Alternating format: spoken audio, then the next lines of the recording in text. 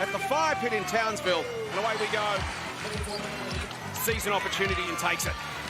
This is sizzling basketball early. Sammy wide open. Bang! What a start in that battle. McDonald comes straight back at her. This is high octane between the two best offences in the competition. Atwell, and she's deadly from long range. Good child. Will she take it to the rack? A little floater over the top is spectacular. Reed for the lead. No. Sammy comes up with a rebound. She goes for three and gives them the lead. The veteran against her old team. Now accelerates. Perth back in front. 6 seconds. Akuzo's got to move it.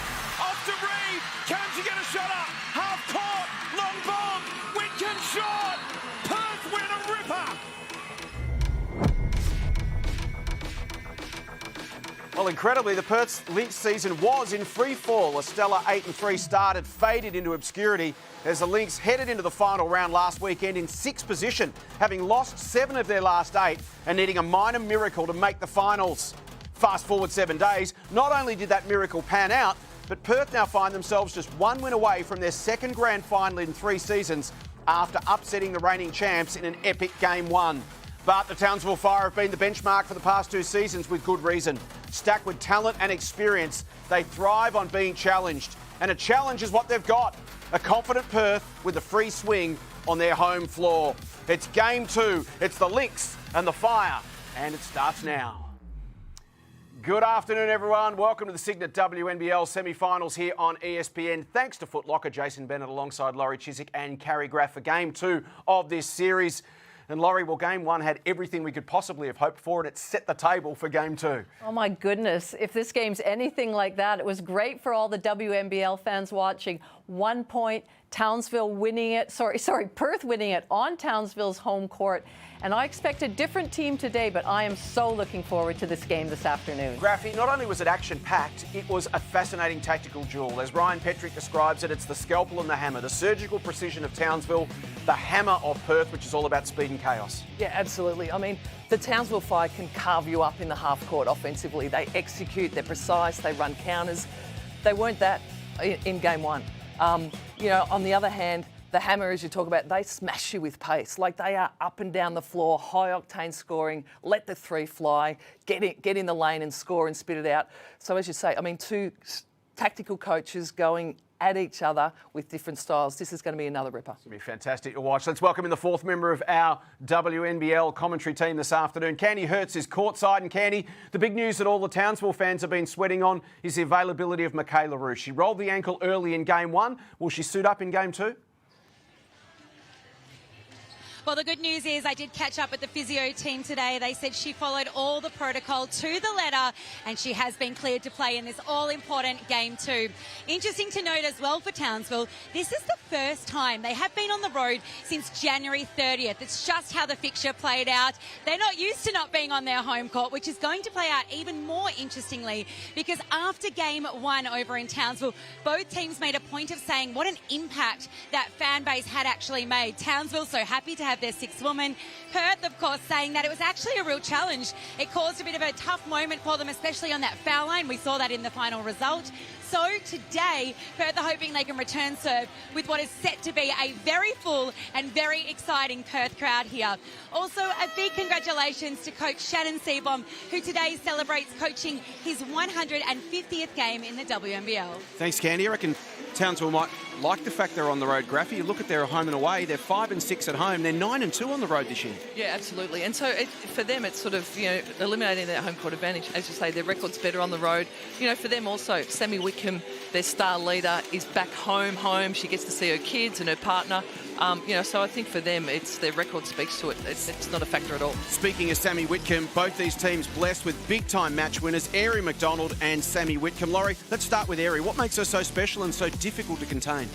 Well, where do you start? She's quick, she's explosive, she's got a great basketball IQ.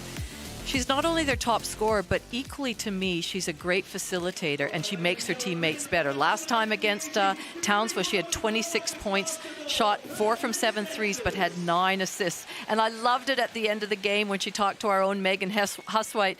I'm satisfied. I'm not satisfied. I know I missed some bunnies out there. That's a focus thing, so I have to be better next game. So I think that's sending a bit of a message to Townsville. And Graffy, when you're up against the fire, you need to make some conscious decisions as a coach around how you handle Sammy Whitcomb and Steph Reid, where the attention goes. How did Perth deal with them in game 1, and what do they adjust for game 2? Yeah, look, I mean, the attention went to Sammy Whitcomb. She had, they threw Ari McDonald on her, but she's found form coming into this final series. I thought, her perimeter shooting game had been off the last 4 or 5 games of the season. Her numbers were down, but she stepped up for them. She's a leading scorer. She's a veteran, big game, big shot player.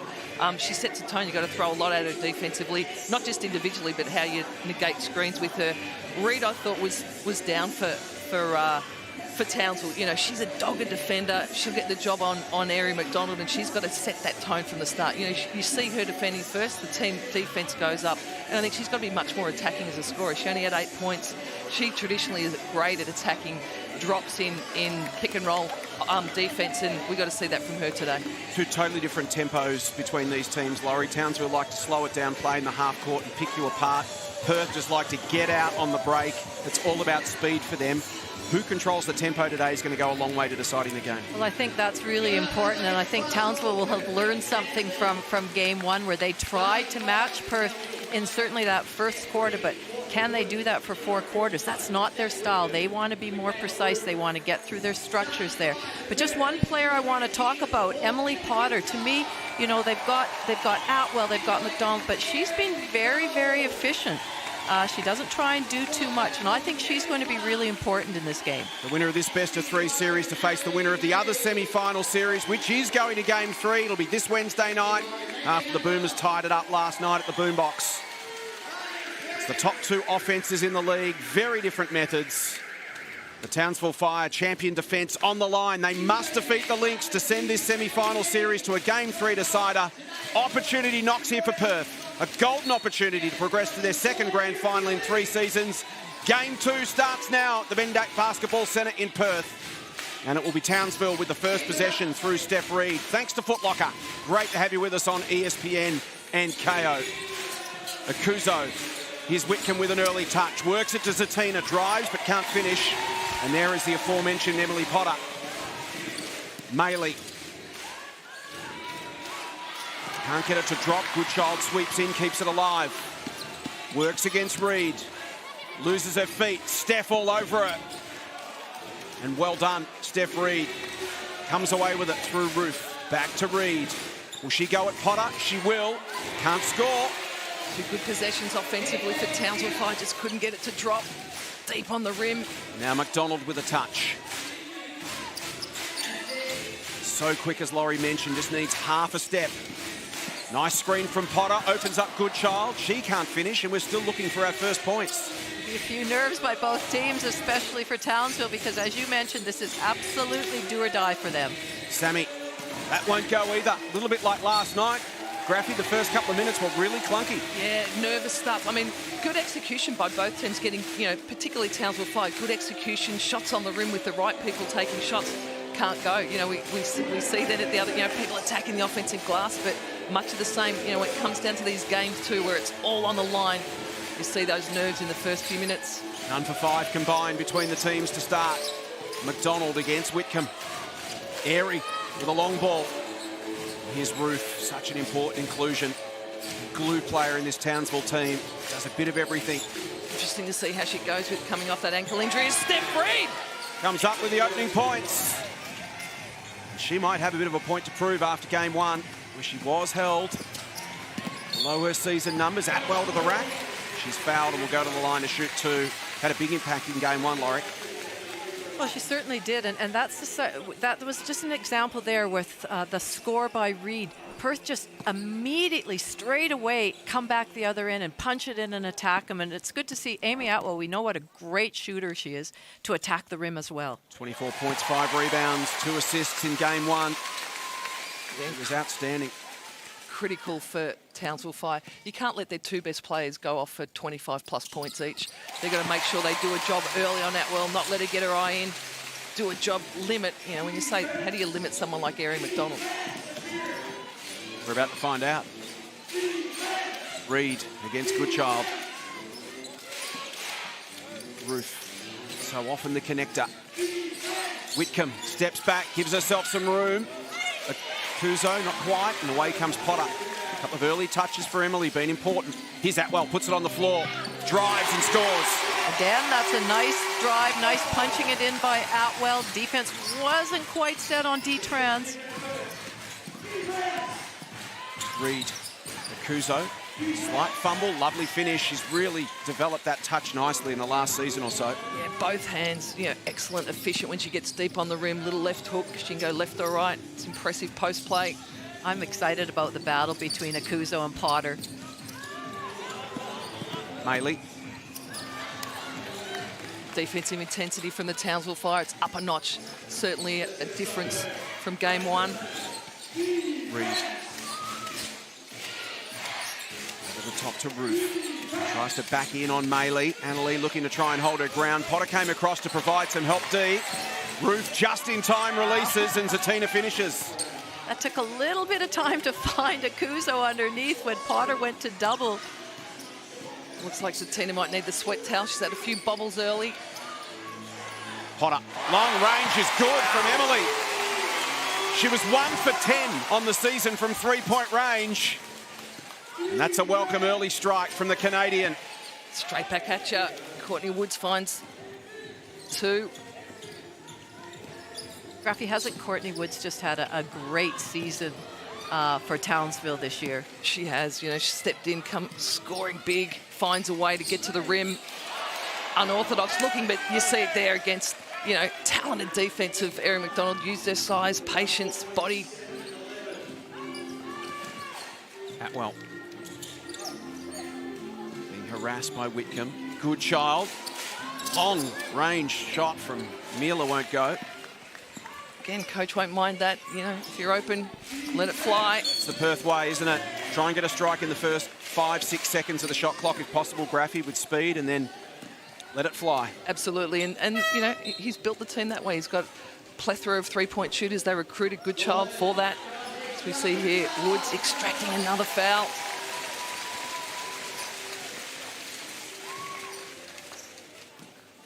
Good decision by Woods there. She could see that her defender was so close to her to try and rip and draw that foul. Whitcomb, Akuzo to the corner. We talk about precise offense. That was it. Roof couldn't hit that corner 3. There's McDonald out on the burst. That's that speed that we talked about at the beginning. She pushed it up the floor, chose to take it herself, and good decision. Reed around Potter. Almost for Atwell. And she's fouled in the shot. Well, she won't be happy with that foul. Sammy Whitcomb with her clip from the free throw line. You know, a little down on her career numbers, but plus 80% from the free throw line. Sorry, was it Woods? Courtney Woods, yeah. Well, speak just as good. Even better. Yes. 94%. Courtney Woods, I mean, gone at 62 or 68 this year. That's just phenomenal free throw shooting. It is. And free throws is something that we've been talking about all season, that they are so important. And when you have a one-point game like they did in game 1, every foul shot counts. Yeah, Perth almost blew it in game 1 down the stretch, didn't they? I think they missed half a dozen free throws in that final quarter. 1 of 8 they went down the stretch, I believe. Knocked away from McDonald, but remains a Perth ball. And for all the planning and scheming and hundreds of hours of training, it can literally come down to that one free throw. Absolutely, and then often you say to players that miss a free throw at the end, oh, it's not that free throw, but it kind of is. It's one of them. Here's McDonald from long range. Maley comes up with the board. Won't be the last time this afternoon we say that. Potter knocked free, almost for Whitcomb, who touched it last. You know, you see the intensity, the desire from Sammy Whitcomb. You know, she's desperate to win a championship. She also sets the tone defensively, as does Steph Reed. You know, they've gone up 1 or 2 notches here after every possession. Rotations are on time. Sammy, of course, spending plenty of time over in Perth over the journey. 5 years with the Lynx. Played in a grand final there, but not a premiership. Whitcomb on cue. They haven't quite negated that handoff at the top of the keyway there. Troy Card to Atwell. Gets a screen, pops up the shot and drains it. Another one that is so comfortable coming off that on-ball screen and just has the shooter's mentality. And we've seen that over and over all season. Woods gets past Atwell. Support, help arrives. She's drawn the foul in the process. Courtney Woods, aggressive as always in this opening term. She's just got such an ability to extract fouls. You know, she's that classic, she plays at 2 tempos. She's not overly quick, but she plays at a speed that forces you to make a decision as a defender. She makes you lift your feet. She makes you get closer. She then finds bodies. You know, she doesn't go away from contact. She finds a body, extracts a foul. Why wouldn't you when you're a 90% free throw shooter? Such sound fundamentals, Laurie, when you watch Courtney Woods. Just does all the little things well. Well, and when she finishes, she goes up into the air and has a look around where the basket is, where her defender is, and is just able to finish so well. Maley, here's Atwell again. Trouble. She's feeling it, Amy. Danger, Will Robinson. She's got her eye in.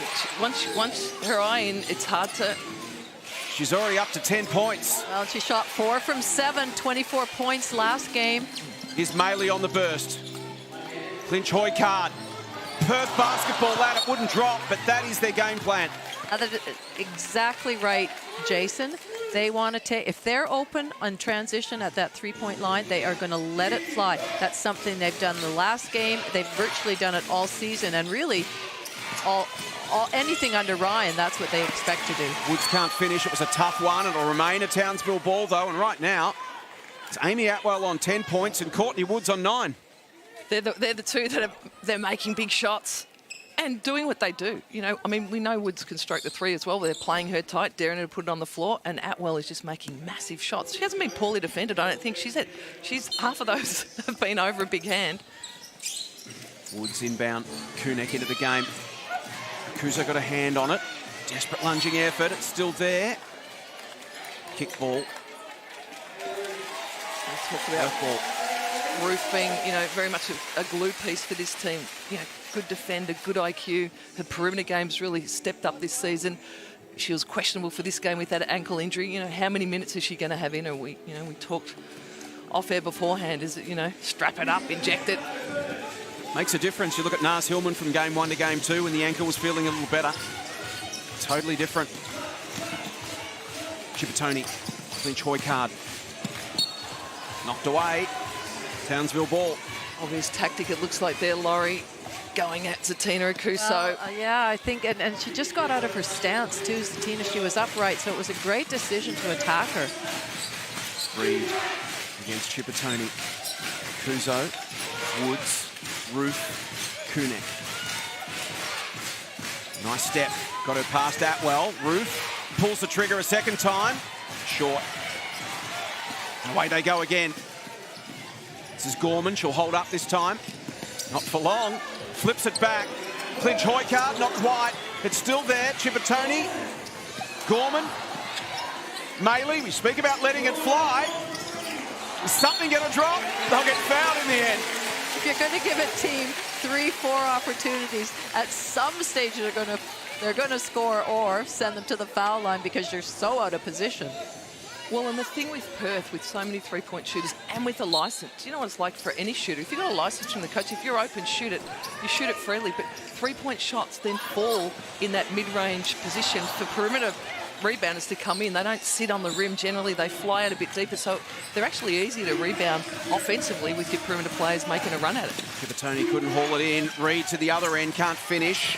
Clinch Hoy can't put her body in. Won the ball for Perth. Away comes Atwell. They want to post her. Oh, trouble. She got fouled, and she... Alice Kunek. Atwell is on fire, playing with extreme confidence.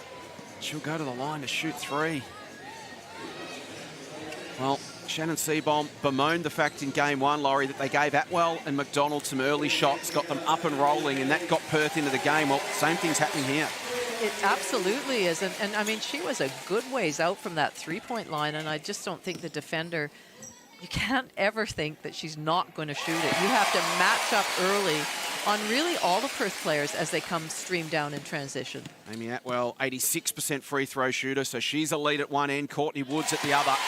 Just can't afford to send either of them to the line. History says they'll punish it. Looking for her. I mean, she's made shots over her hand. I don't think that she's been wide open. That one, like you say, Laurie, on the break, off the dribble, leaning into a defender. So Erin McDonald back into the game, played just the 6 minutes so far. Just the 3 shots for her. That was a strategy that I actually asked Ryan about, just her minutes, and you know, because she is coming off a long-term injury, and he sort of said they try and go with the 4-2-4, so player for 4, rester for 2, player for another 4, if that works. Sometimes in a game that's not, but that's sort of their theory. Amanda Zawi-B steps in and improves her 3-point shooting record to 3 for 17 in her career. A handy one for Townsville. Against a little 3-2 zone action for Perth. Potter finds it down below her knees and she's fouled.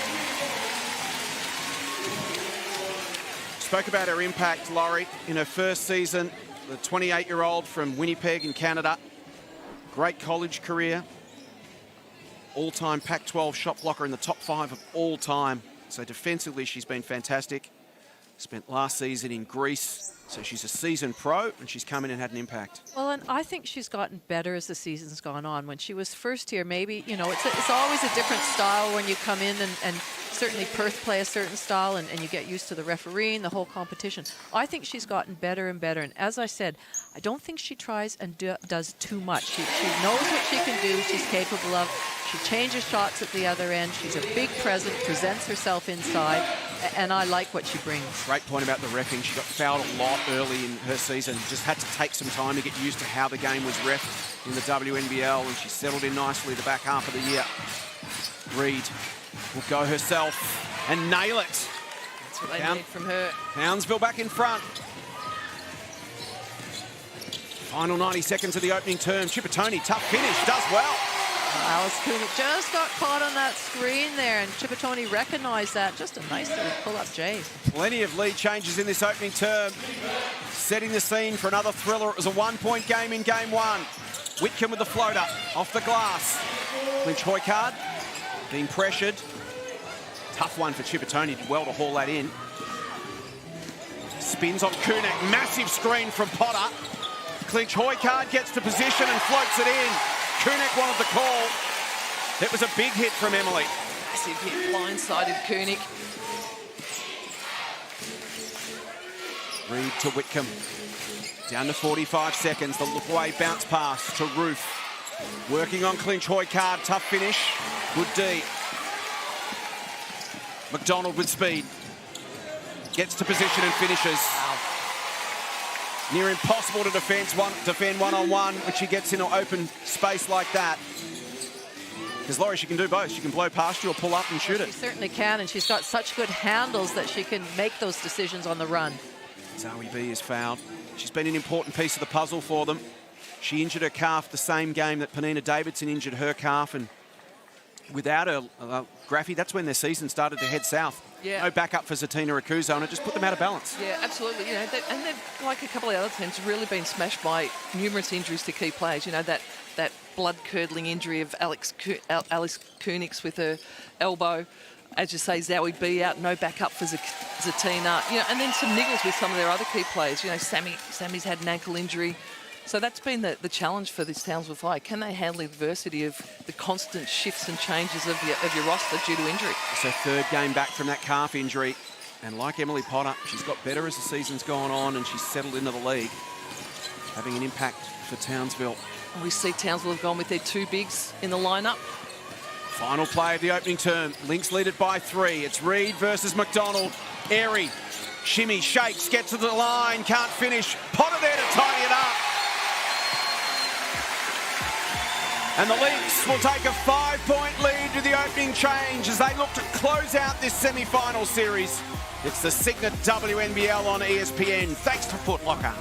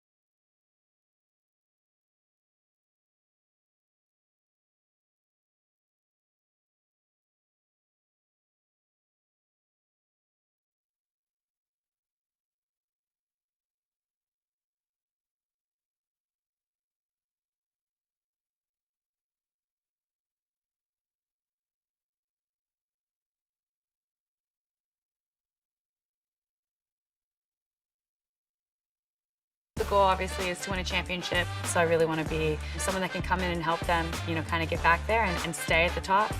I think, like I said, getting a chance to play on a really great team under a really great coach and be a part of a team that could go back-to-back would be super special just because of the longevity of my career and where I'm at. I think it would mean a whole lot to me to do it, you know, at 35.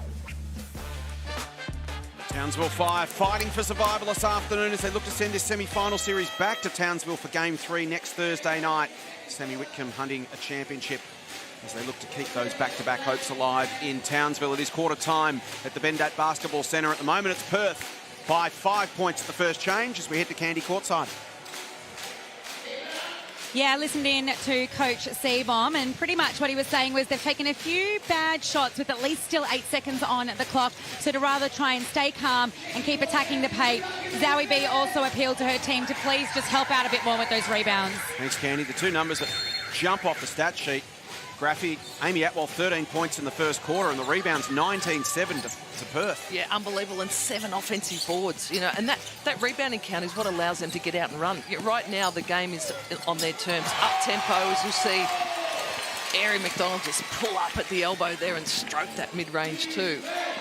See, I like what Ari's doing right now because in game 1, she took threes and she got herself all the way to the basket. Now we see her with her pull-up jump shots. Equally impressive. She's got all the tools. Reed to Whitcomb. Sammy 5 of 23 from three-point range. Can she find the target? Kunek can't. It's short. 2 for 7 now from long range. Townsville, and at the other end, Emily Potter having a massive influence. She's had 6 boards. We mentioned Townsville had 7 as a team. Yeah, she's been in great position, and then when Townsville been forced to switch, she's ended up on the O glass against a midget at times. So she's just been in right spot at right time and doing the work. We see her there, you know, a classic post player, sprinting the floor, playing their style. She gets rewarded with a layup. 9 points and 6 boards for Potter in just over a quarter of basketball. Been outstanding. Sammy, this time it drops. Can she get going? Her first points of the game.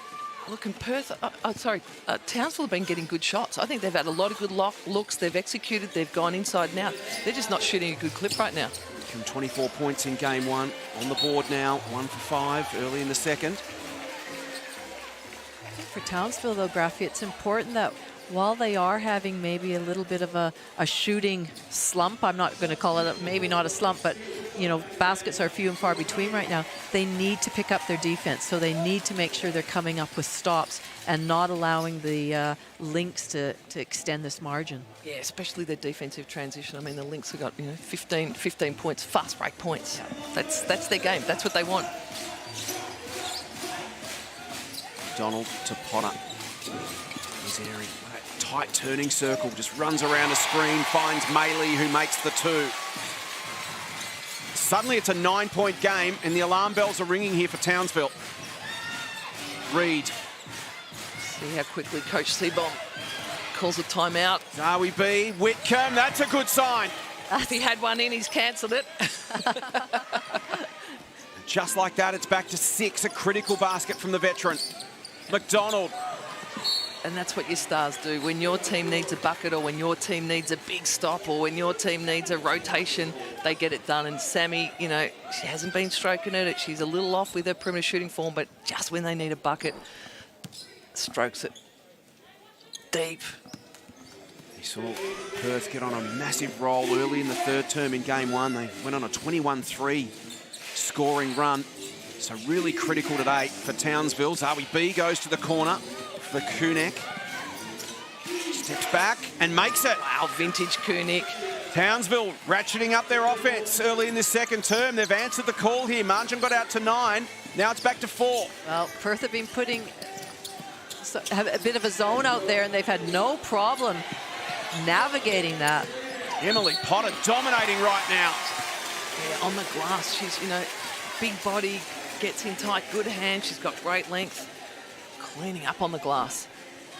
Great college career at Utah. Emily Potter spent last summer at Panathinaikos in Australia for her first WNBL season. And just has been getting better and better as the season's rolled on. Used her body exceptionally well. Then she just drove Zoe B under the rim to make it a tough position for her to rebound from. There's the block out. Annalie Maley makes her first. 11 double-doubles again this season for Annalie Maley. Can I just say, Potter, I'm sure, would be enjoying life in Perth, as Winnipeg right now is in the minus Celsius. So she'd be loving the Perth weather. Certainly one of the benefits of coming down under for the summer. Reed, Whitcomb, they're big two. The fielders need to have a massive impact. And there's Zoe B. Who said she couldn't shoot the three? 2 for 16 coming in. And she's up to 8 points. McDonald loses the handle. She's not going to be able to wrestle it away from Zatina. That's the thing about these two great teams, is it looked like all of a sudden Perth had the momentum, and Townsville's just gathered, come up with some good stops, and just made some big shots like Zoe B right there. Well, the difference for them is their shots are dropping. You know, they were getting, I mean, I'm going to say some of those shots were tougher than the shots they were getting earlier in the quarter, and certainly in the first quarter. But now they were shooting at 33%. They've now jacked it up to 42%, just like that. Yeah. Easy game when your shots drop, isn't it? That's all you've got to do. Put it in the hole more times than the other team. Reed. Comes across, provides a bit of movement. Steph, a bit of a time for a fumble. Now gets to position, thought about it. Gave it to their three-point specialist, Zoe B. She hands it off to Zatina. Again, Potter. The big body of Emily Potter, one of the few in the league that can bash bodies with Zatina and Zoe B. McDonald from distance. You just give her that ball. I mean, great decision by Annalie Meili to come in and penetrate, draw a defender, sees McDonald just out of the corner of her eye, and she's just ready to catch and shoot that. Kuzo out to Reed. Steph tries to get through some traffic, a lot to get through. Slapped away by Zoe B was smart, but then Kunek and Akuzo left it for each other. It bounces out of bounds. You see that good, the collapsing defense of the Perth Lynx. They just, you know, they sink in and pack in when there's deep penetration, make it tough for Steph Reed to find something. Three players on it.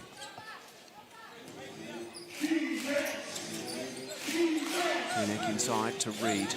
Nice cut from Whitcomb. Slapped away by McDonald, was all ball. Massive play defensively. Meili runs at Zoe B. Puts it on the floor. Zoe B did just enough. Affected the shot. Quick back the other way. Kunek has to gather. Well done, Potter. Now McDonald. Game being played at breakneck speed right now, which generally suits Perth. Oh, wow. And that's why. There you go. They are loving that. But that was just great teamwork. A pass to Meili. Defense just slipped, moved slightly enough straight back to McDonald, and never in doubt, Graffy. Perth by 9 points. Lynx 42, 5:33. Midway through the second, ESPN's Cygnett WNBL semi-finals, thanks to Foot Locker.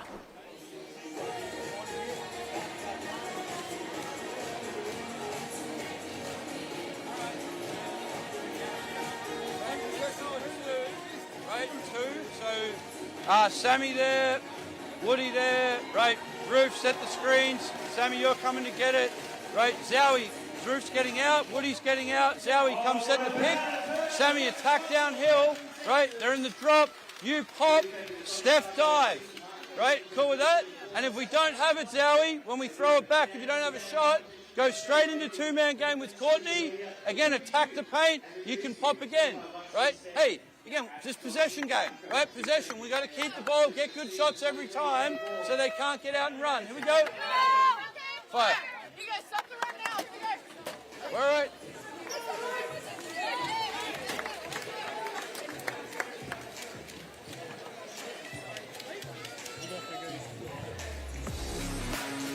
Lynx by 9 points, trying to wrap up this best of three semi-final series and send themselves to their second grand final in 3 years.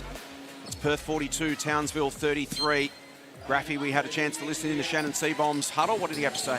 It's all about controlling the tempo for them. They want to grind out half-court offense. Right now, the game's being played on the Perth Lynx terms. It's up-tempo. When Townsville shoot quick and miss, they're getting it run down their throat. He wants execution here. He wants the ball to change sides, go in, out. Stroke Courtney Woods. Margin back to 6. Good child. Gets to position and finishes. And that's what they do. Just such a great way to answer, you know, to keep the crowd involved, and just pretty basic basketball that Perth are playing right now. Zawi B again. Not this time.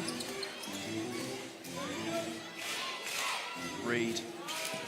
We saw the change up of defence out of that timeout. Perth Lynx went through their zone. Big screen from Zawi B allows Reed to get to position and finish. That's what they need from Steph Reed. Every time she's gone deep in the lane, she's had collapsed defence on top of her. She pulls up more mid-range there, finds a little floater. Lovely touch, good child. Try to get at the Potter. Too much traffic around. Away comes Woods. Will she take on Maylee one-on-one? She will, and one. Did you see how she twisted her body in the air? So she got contact with Maylee, then shifted her shoulders around, head up on her target, and was just able to finish so nicely. Yeah, it's classy. Unorthodox looking, doesn't look pretty, with all due respect to her. So effective. And she just finds a way. Chance for Townsville to make it a one-possession game again. She's money from the free throw line. Once again, they've come from 9 points down, but she misses thanks to Crappy. Akuzo. And she drops to 89% as a career free throw shooter. Reed.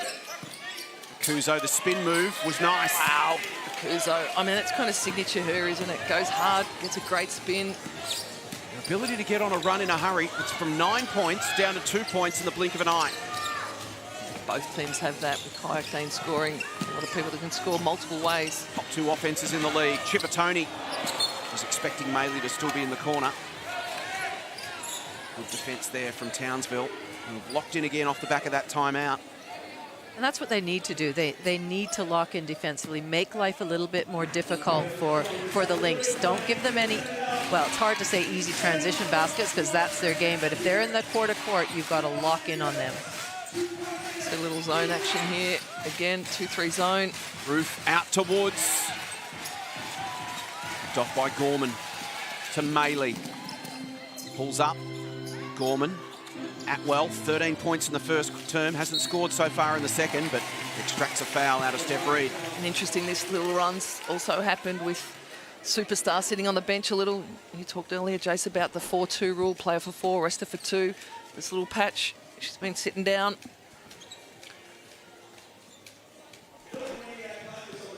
Second foul on Steph Reed.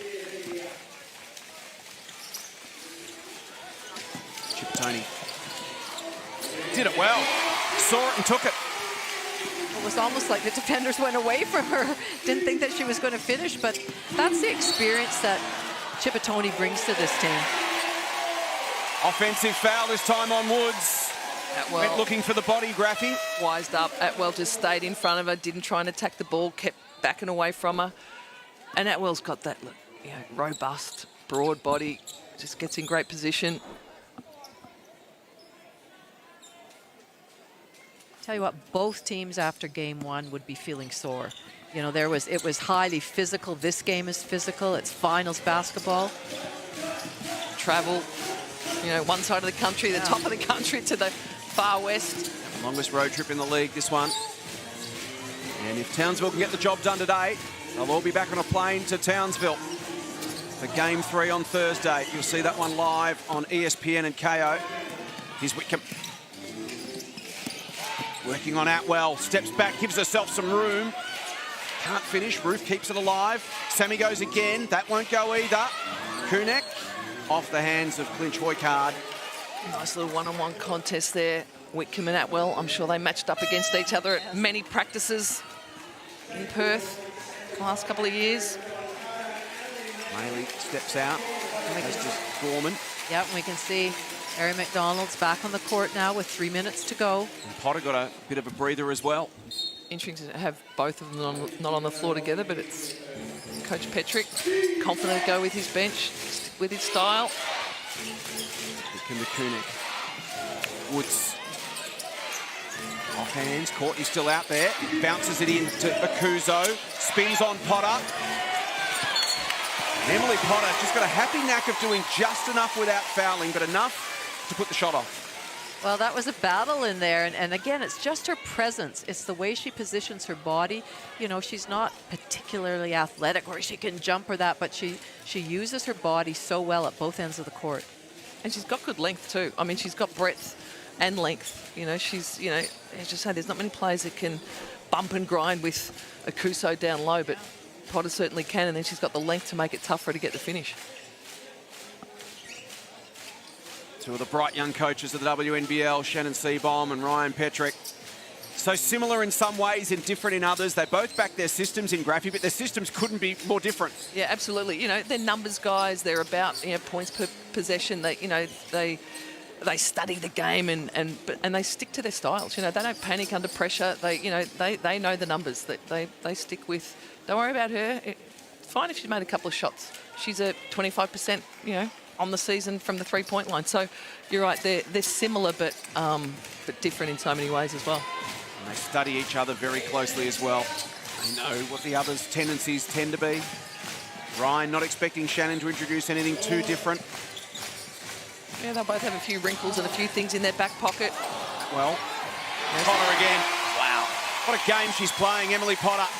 I mean, you can't let a player like that, in this sort of form, not have a body on her on the glass. Nice response from Kunek, who found some space. Emily Potter on the verge of a double-double in the first half.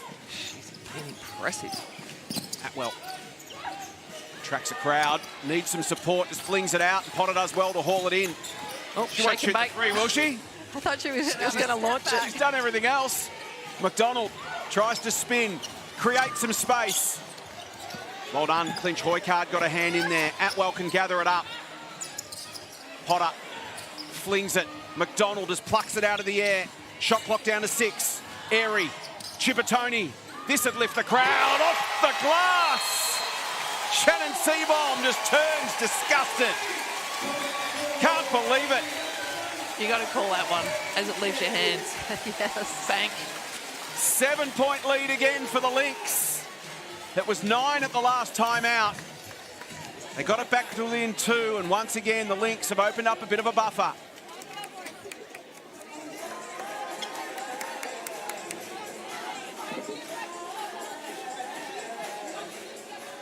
I'm fucking serious. Do you want to win this game or fucking not?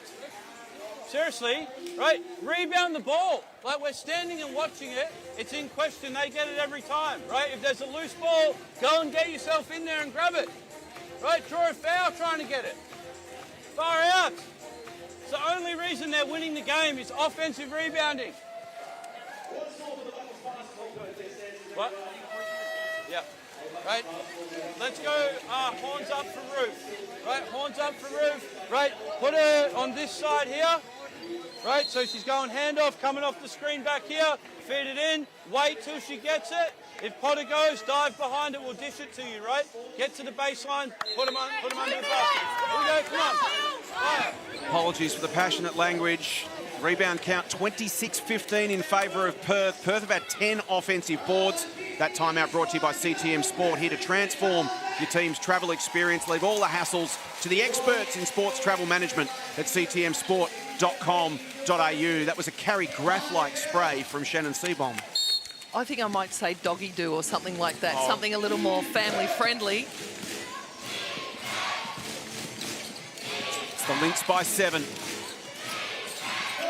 Townsville respond as they did out of the last timeout. Kunek. Whitcomb. And there's Emily Potter's 10th rebound. She's got a double-double in the first half. Now she's bringing the ball up the floor. McDonald steps around Whitcomb, kicks it out. Maley sets the feet and goes bang. That's the danger of this Perth side. Any sort of dribble penetration. They've got a plethora of shooters waiting out at that three-point line to catch and shoot, as we just saw Maley. Whitcomb around Chippertoni, through some traffic. Tough finish, won't go. Perth doing a good job at making those shots really tough for Townsville. Now Maley, she'll probably want to go one-on-one. In the end, she kicks it out. Here comes Potter, thundering towards the hoop. Offensive foul into Roof, who wears the contact. Canny, you were with Ryan at the last time out. Yeah, it sure was. All he was talking about once again was pace, being really aggressive at the rim. And I have to say, I heard you talking about what happened in Shannon's timeout. I could say it was quite the opposite in this timeout. The energy was actually a bit of a tempered excitement and all positive language. Ryan has his moments as well. All coaches Passionate do. game, Graf. It is. It's all about the passion sometimes. Final 45 Expletives. seconds. come out. 10-point game. Can Townsville cut into the deficit here and head to halftime with a little bit of momentum? Cygnett tries to do just that. Away comes McDonald. Trouble here. Townsville have got numbers back. Set their D well on this occasion. Airy feeds it through. Potter outstanding. We've sung her praises, and why not? She is playing an exceptional game of basketball. Absolutely. Airy McDonald gets her in the 2-game on that backside. Well executed. She's confident. She gets the finish. Roof puts up. Looks to be a bit of a hurried 3. They've got it back. They'll get one last shot. Alice, that won't go. Maley desperate. Foul will be called for the contact with 2.7 seconds left. So the Fire will get one last chance here.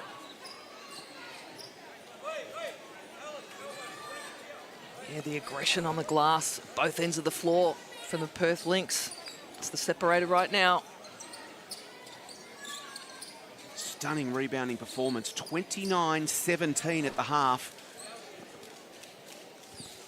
11 second chance points, and the defensive end allows them. It's rebound and run. They get the defensive board. They're out to the races, doing exactly what they want to do. Quick shoot, get on the rim, shoot the early 3.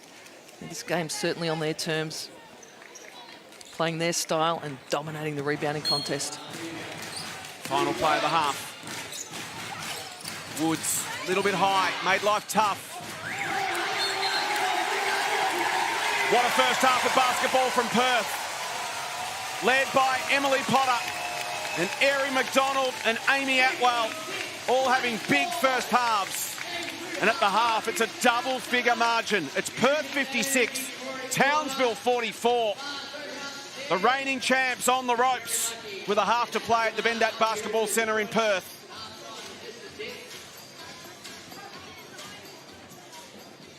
Candies with Emily Potter. Em, congratulations, already a double-double for you. Clearly the game is being set on your terms. Is that what you're feeling? Yeah, I mean, I think it's on us. We knew that, we escaped kind of with a 1-point win, but there was a lot of things that we could clean up. And even now, you see we did not play a perfect game. We had a couple minutes there in the second quarter where we really turned over the ball and couldn't find the bottom of the basket. But if we play well, we feel like we're very hard to beat from anyone in the league. Well, it may not have felt like a perfect game, but looking at the score, you're in a pretty good position. Third quarter was where everything changed at last game. In your favour, once again, how do you make sure you come out of the gate strong? Yeah, job's not finished, right? We have 20 minutes, and we really want to finish this game on our home court, but it's going to be a battle. Townsville is a great team. It's a game of runs, just like last game. They had their runs, we had ours. We have our great fans behind us here, and we really need to come out with a lot of energy. I thought we started last game well, and the third quarter well, and we're hoping to do the same thing today. A big thing from last game as well was the crowd. You must be happy with how loud your incredible crowd is tonight. Yeah, it's fantastic. I know we're close to a sellout, and that's what we're really gunning for, and we would love to play, get another home game opportunity here in playoffs. Good luck for a massive second half. Thanks so much, Candy. Emily Potter with Candy Hertz. You can feel the intensity in Emily's voice. She is locked in this afternoon. And why not? Her team lead by 12 points. They're a half a basketball away from a second grand final in 3 seasons. But we know how good the Townsville Fire are. Can they hit back in the second half? All to play for. Our halftime show coming up shortly. Thanks to Foot Locker.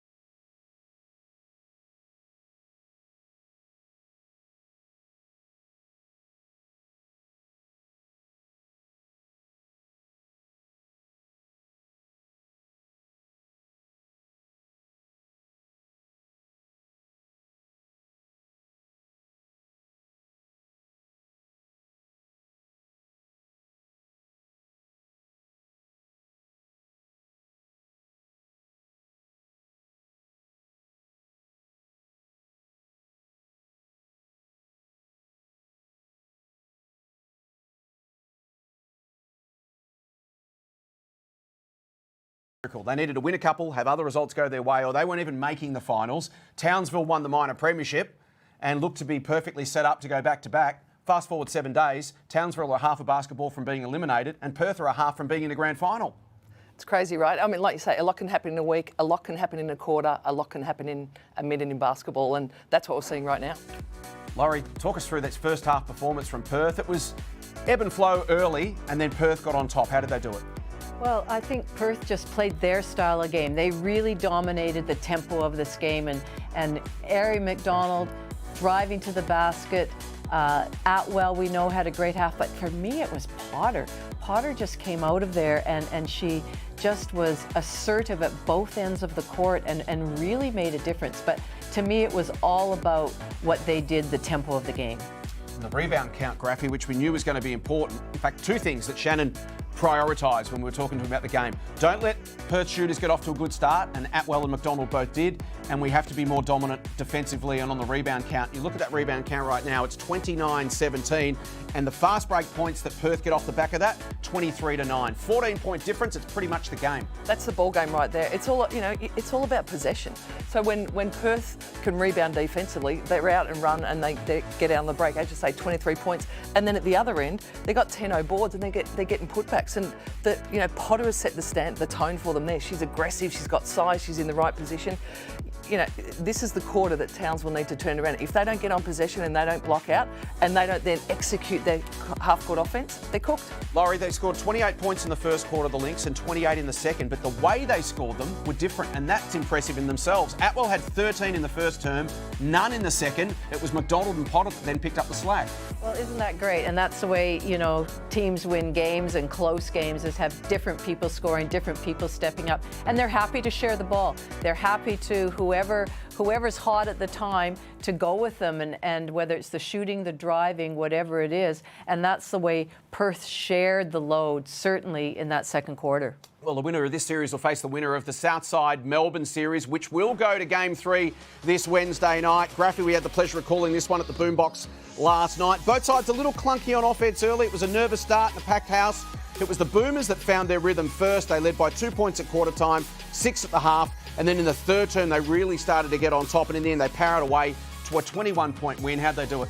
They did it both, just that way you can see on the screen. They just put the ball on the floor, got their feet deep in the lane and scored time after time after time. Southside Flyers didn't get rotation, they couldn't contain the ball, and it was just who are we going to attack next? They just did a great job of getting the ball in the lane and scoring at will. And Laurie, many of the things we've just praised Perth for were exactly what won Melbourne the game last night. They won the rebound count, they took away second chance points, they spread the load, they worked harder on the glass. They came out really focused, and they came out with a team that it was a do-or-die situation. And Southside, as you said, Graffy, they need to take care of dribble penetration because that really hurt them big time. So, again, great teams. I'm sure that they'll both make adjustments, good coaches, and we're down to Game 3 in that series. How exciting. Can't wait. It actually mirrors what happened last year. Southside won Game 1, Melbourne came out and dominated Game 2, and then Game 3 was one of the best WNBL games we've ever seen. Looking forward to that one Wednesday night on ESPN. Still a half to play here at the Bendat Basketball Centre in Perth. The Lynx up by 12. Are they half a game away from a grand final, or are we half a game away from a Game 3? We're about to find out. Third quarter action next.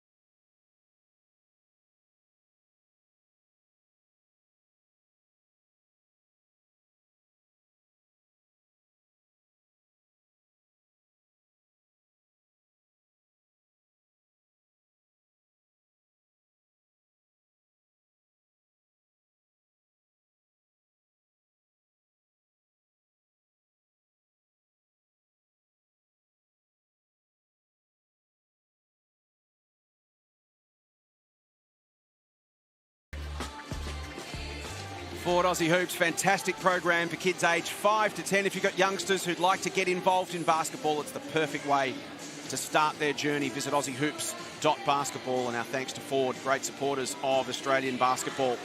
Half-time at the Bendat Basketball Centre in Perth. It's the Lynx by 12 points. Are they 2 quarters away from a grand final? Candy's with their development coach, Bendat Walker. Devendrick, it has been great this season to see what you've been able to do, helping the team from a shooting perspective. Brian said you've got the highest IQ of anyone he knows. What have you been helping them with? Nothing, just a little bit of mental preparation. Just understanding that you're either going to miss it or you make it, and understand the outcome isn't as bad as you think. So, who have you been working specifically with? Amy, the likes of Mila, Steph, Anna Lee, Amy Jacobs, those sorts. So they've been kind of my cream, who I touched a little bit, so it's been great. Now, Devendrick is a 2-time NBL 1 West MVP player under Coach Ryan Petrick. So what do you think he was saying at this halftime break? I wasn't satisfied whatsoever. He's not happy about the lead, I'm sure. If anything, he's probably nervous that they're up 12, so I'm pretty sure he got him locked in and ready to finish the game off. Great, thank you so much for the insight, and good luck to your shooters out there tonight. Thank you. Thanks to Devendrick Walker. Perth leading it by 12. So if Ryan's nervous, what was Shannon saying in their room at halftime? I'm not sure I can say it in this time slot, Chase. I think there might have been some stern words. And look, 2 things. Possession, like they've got to change that rebound count and then play their style, executing the half court. Make Perth defend them. Get yourself in a position that if we do miss, then we've got a chance to offensively rebound. Haven't seen Cass Brown yet, Laurie. Is that someone that could be injected into the mix? She's a gun. Well, she is.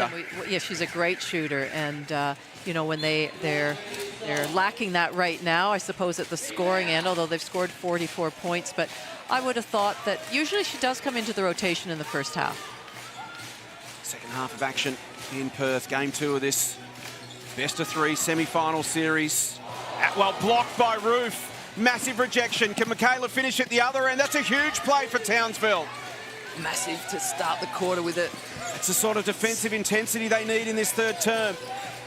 That's one little thing, that one little block could really spark their defense, and we see another deflection, another hand in there, and now they have the opportunity to come down and score. Wow, suddenly this next minute feels really important. Woods, can she get past Potter? She can, and finishes. Wow. And just like that, they've almost halved the deficit.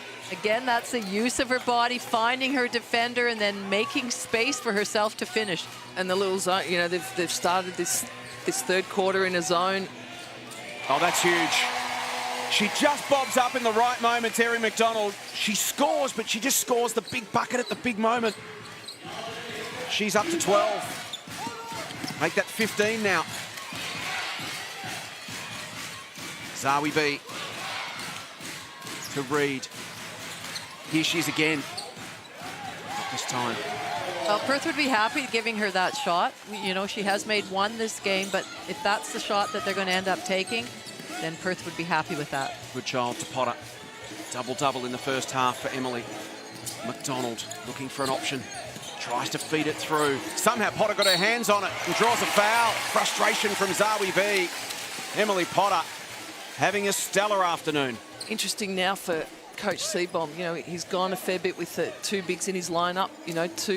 Two legit bigs with Roof with that injury. Do you go Roof? Do you go Roof on Potter? Bigger? Do you go small ball with them to see if you can get something else going? We do have to remember Roof's coming off that ankle injury, and how well can she move laterally? How well can she use, power up off that leg? Makes 1 and misses the second. Zawi B pulls it down. It's a 12-point game. As you mentioned, Perth got on a 21-3 run in the third term, and then Townsville were good enough to haul them back in the final quarter. So a lot of basketball left to be played in this one. Reed. Comes in to Potter. Flip back. Great hands. Goodchild's got some support. Goes herself and 1. Wow, the Perth Lynx are just feeling it, aren't they? Goodchild, what a finish. Takes the contact. Finishes, gets herself to the line. Gave Courtney Woods a bit of her own medicine. It's been such a joy, Laurie, watching the emergence of Mila Goodchild. Came down as a development player from Brisbane. to the Boomers. Got some minutes coming off the bench, and this year she's just blossomed with a starting role in Perth. Oh, she has, and it's not only just her shooting. I love the way she gets up and in at the defensive end too, but isn't it great when you see a player that is given the opportunity? Oh, a little block there, but that she just embraced it, grabbed it with two hands, and has had a great season. So Steph Reid now at the line.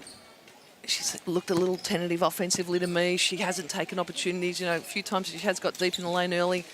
Defense collapsed on her, but you know, when she's aggressive on that high pick and roll play, she can twist the game for a team. But she's been really tentative. Rafi, the word you use, tentative. I feel like it's the whole team right now is tentative and sort of second guessing, and that's so un-Townsville-like. Because they are so methodical and systematic, Laurie, they leave nothing to chance. Well, that's right. They're system-based. They're well-disciplined. They have counters. They know what to do. Some pressure up the court there from Townsville, trying to mix things up. Off the back of those free throws, extended pressure. And I guess, look, you know, when we're talking about pressure, you know, the overlay of mental pressure, this is, they lose, they're done. Their season's done. As you say, minor premiers all the way through, you know, form collapse coming into the playoffs. That mental pressure can change the way you're actually in the moment in the game. Sat on top of the ladder for the last 11 weeks of the season. Goodchild feeling it, runs into some traffic, still gets a shot up. Potter comes in over the top. Didn't clip the rim, so it'll be a Townsville ball. That's why they need to string a few stops together here. And then we know that they're capable of doing that. 12 points is not that much with, you know, a whole quarter and 7 minutes left to go. And Townsville have the ability to pile on points. We saw it coming out of a timeout earlier, didn't we? They went from 10 points to 2 points in no time at all. Foul called there. Steph Reid extracts one from Potter. Their second. Well, interesting, at half-time there, the Lynx points in paints was 26 compared to the Fire, which was 12, I think it was. And that's sort of a reversal of what we would have expected at the start of the game. A lot of that was thanks to Emily Potter. And their fast break.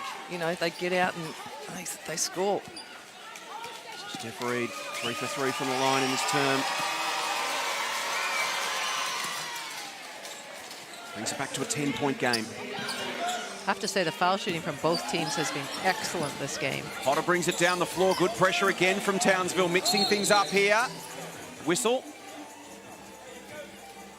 They're going to clean the floor. So they'll stop play.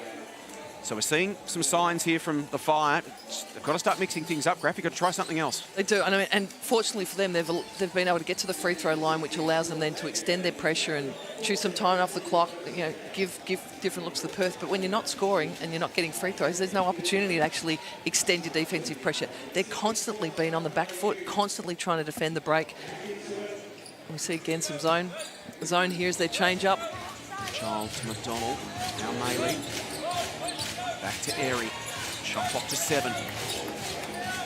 Finds a spot she likes and just drains it with the greatest of ease. Well, here you go. I'm thinking, that's good defense. They're forcing them to slow it down, move the ball, nothing much is happening, and then get the ball in Airy's hands and I pick and roll and see what happens. Yep. Woods to Reid. Steph from long range. And away comes Maley. Now they're settling for, you know, perimeter shot off 1 or 2 passes. Annalee now at the offensive end. Turns, tough one. Roof got a piece of it. Well done. Zawi B. On to Reid quickly. Atwell in good position. Kicks it to Whitcomb. Shots just not dropping for Townsville at the moment. Bailey to McDonald. 31% from three-point line. It's a good child. So far today. Sizzles a pass. Atwell was slightly deflected, still found its way to Goodchild. She gets it back inside to Maley. Good defensive work there from Townsville. What does Reid do here? Does she attack? She'll set. Woods wants to take Maley on. Again, that ability to just be balanced in the air and finish. One offensive shining light for Townsville has been Woods. To 18 points, as you can see. Steph Reid with 11. McDonald, lovely work. That is just such a simple basketball, two-man game out there. Potter just rolling brilliantly to the basketball, and just a good finish. She's got great hands. Two imports getting it done for them this afternoon. And we saw the Boomers with their two imports having that sort of impact last night. When you're bringing players in from the WNBA, from overseas in Europe, Graffy, that's what you're expecting. That calibre of player that can be a difference maker come the big games. Yeah, absolutely. You know, and depending what you want, I mean, certainly for Perth Lynx, Potter's been an import to replace Scherf, you know, that fit their system exceptionally well. And Scherf had that difference that she could actually, as Coach Ryan Petrie would call her, a point post. You know, she could handle the ball up top and shoot the three, but he's gone with a similar style. Classic centre that can play two games, rim roll, big body to defend. They can play their small ball around her with a focal point inside, and she's come in and adjusted to the league and, you know, playing this kind of hoop in a big game. Zoe B's deep two. Rimmed out. So 5 minutes to play. We're midway through the third term. Townsville just struggling to chip away at this lead. As they do chip away, then Perth have got an answer. They just come back and get in that two game and find a way to score. Arian Potter. It's 12 points at halftime. It's back out to 14 now. Clinch Hoykard with the finish. Easy baseline drive for Clinch Hoykard. Zoe B to Woods. Follows her own ball in, but Maley was all over it. Now McDonald can go quick if she likes. Kicks it to Atwell. Brilliant time. Brilliant. If that's not classic Perth Lynx basketball, then nothing is. That is just exactly what they want to do. And there's 17 points up with 4.5 to play in the third on ESPN Cygnett WNBL semi-finals, thanks to Foot Locker.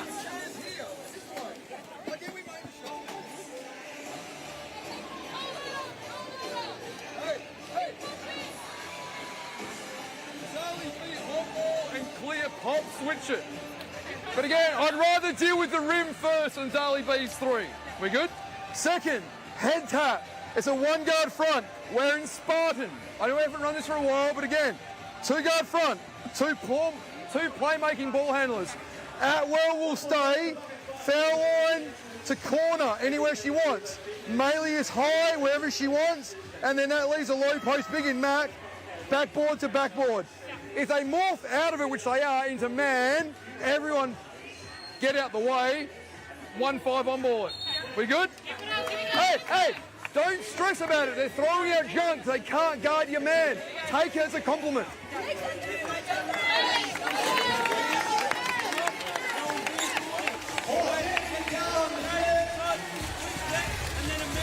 ESPN's WNBL semi-finals, thanks to Foot Locker.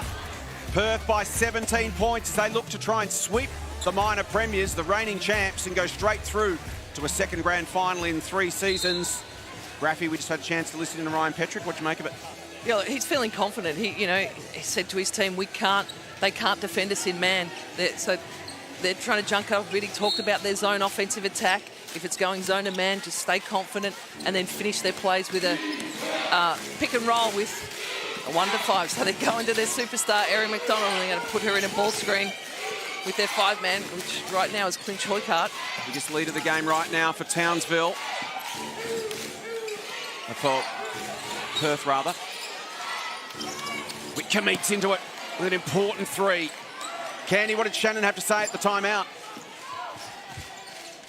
We've watched the entire season how Townsville have played as such an unbelievable unit. That's what they're known for culturally as well. But the collective message from that timeout was about communication. They really need to work on it and make sure they're talking a lot more to each other. Inside ball, Clinch Hoykard was fouled. Well, Sammy did the right thing by coming up to help there and absorb that roller. Just wasn't there quite in time and got called for the foul. The aggressive defense then by Townsville, getting out aggressively, trapping that pick and roll.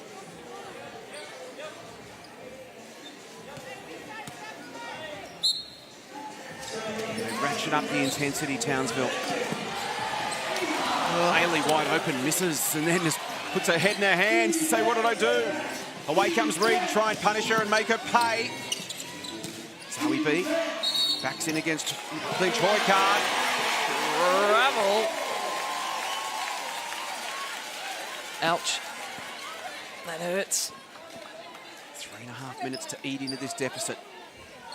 As we mentioned, they got blown out in the third quarter, Townsville, and then, as champions do, got off the canvas in the last quarter and almost pinched it. So if they're close enough, they'll give themselves a huge chance in this last term, but they've got to get close enough. They can't let this lead blow out much more. Perth are just being Perth. I mean, Atwell's put an exclamation point on it with that three-point shot to get him 17 up there. She just goes, what'll I take? Woods has been outstanding. 2 more for Courtney. She's up to 20 points. Next best is Reed with 11 for Townsville.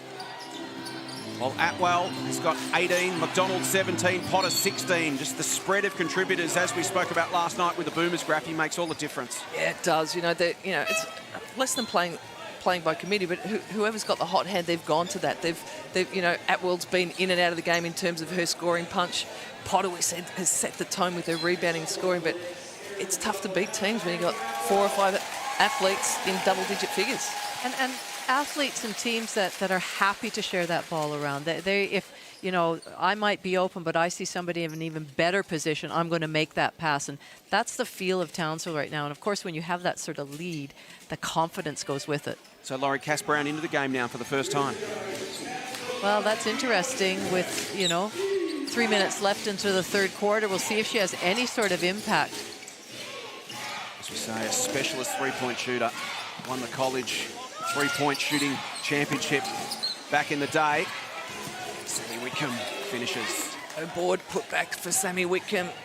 She's trying to make it charge for her team. As frustrating as it's been for Townsville, the margin's still just 12 points. Plenty of time. McDonald was looking for Maley. Fortunately, clinch Hoycard there. Airy versus Sammy. Airy steps around the screen. Now off to Chippertoni. Perfect example of what you were talking about, Laurie. Airy could have taken the shot. She went to someone in a better spot. Exactly. She had a roller. She was looking at her own shot, the roller, then kicked it back to Chippertoni. Another person to score.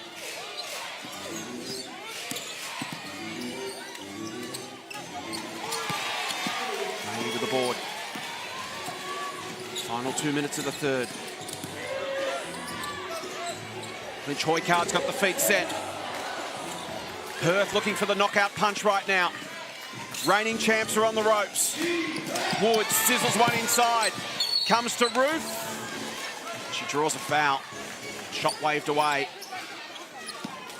Gives him opportunity here. Can they claw back 2 points, then extend their pressure?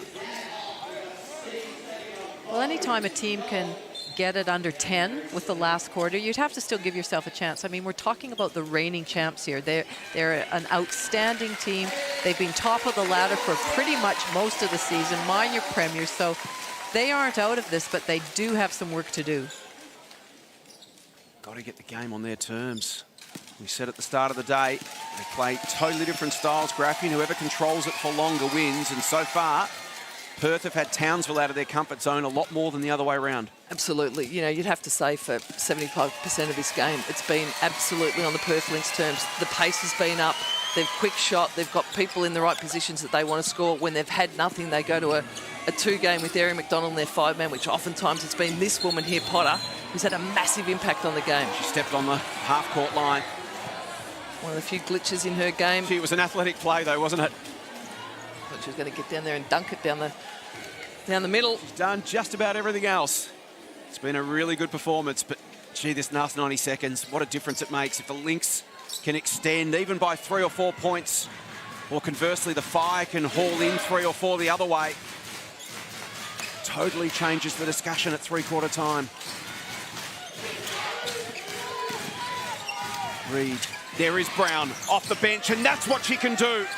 That is exactly what she can do. She popped out to that three-point line. Nice find by her teammate in Reed. Hey, 10-point now, 10 points. Elite three-point shooter at 47%, Cass Brown. Good pressure there from Woods off Ruth. It'll stay with Perth. Defensive intensity up for Townsville. That's what they need to do. They know Potter's a threat. Woods then came in off the ball side shooter. Try and dig that one out. Well, they need to be aggressive like that. They've got nothing to lose right now. They've got to bring this margin back, and we know that Potter's a good passer out there, but be aggressive if you're going to double down. So Emily Potter, the Canadian, has had such an impact. Cass Brown, her fellow Canadian national team members, coming off the bench. Can she have a similar impact for Townsville? Commentator Chiswick, a former Canadian national team player as well. Oh, Canada. McDonald, not quite. Good effort from Potter, but it's taken away by Woods. Reed. Final minute of the third. Every play now is so important for Townsville to execute. Screen comes from Brown. Foul call.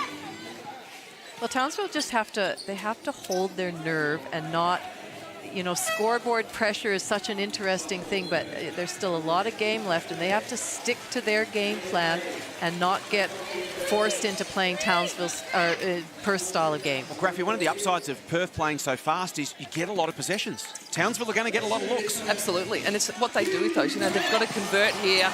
Massive conversion there. Executed. Sammy Wickham wide open on the rim on a back cut. Now it's 8 points. There's that 3 or 4 point swing we were talking about. This last 35 seconds now critical. And they get a stop and then convert, take the last shot of the quarter. 16-second differential between shot and game clock. McDonald to the corner. Maley, biggest bucket of the day so far. Massive Maley. And just like that, it's back out to 11, and the complexion changes again. Reed, Roof for the answer. Can't do it. McDonald comes away. Time for one more. Sets her feet. Front iron. That Maley bucket, huge. Perth 1 quarter away from a grand final. Can the champs get off the canvas? 11-point game thanks to Foot Locker.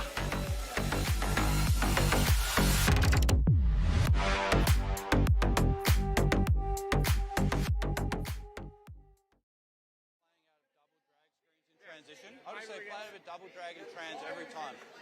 As in the like smash screen or no, like just both bigs because we're not ahead. Just come and double drag like every time. Yeah, yeah. this needs Yeah. to be no matter what it is. Is it our ball here?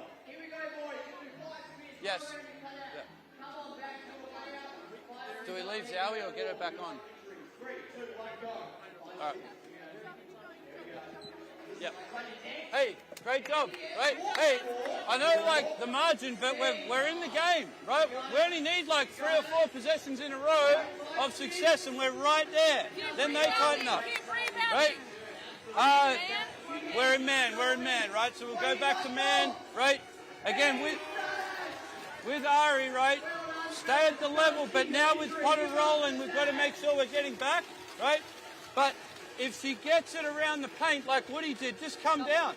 Once she dribbles, come down. If Cass is on the weak side, low spot, and she dribbles it, go and trap her. But we got to know she's going to do it, so we drop down, right? So we'll do that with Potter, okay?